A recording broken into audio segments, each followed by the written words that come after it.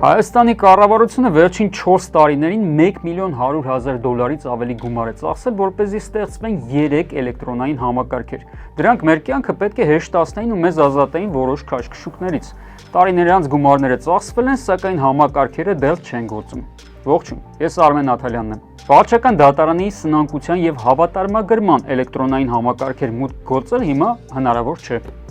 Դրանք ուղղակի չեն աշխատում։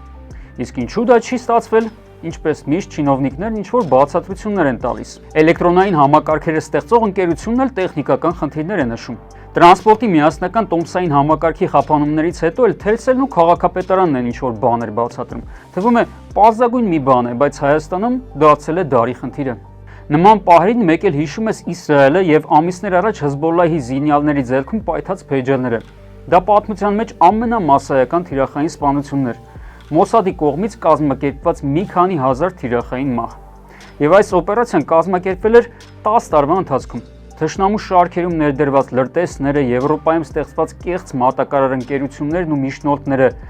ռումբ փեջերներ պատրաստող ինժեներները բոլորն աշխատել են ներդաշնակ եւ իդեալական, քանի որ եղել է շատ լավ կառավարում։ Հայաստանում IT ինժեներները կան, $1 միլիոն ավելի փողը կար, բայց աշխատող համակարգերը չկան։ Սա պետական ռեսուրսների եւ պրոցեսների կառավարման չափազանց ցածր մակարդակի հետևանքն է։ Փորձեք հիշել սա։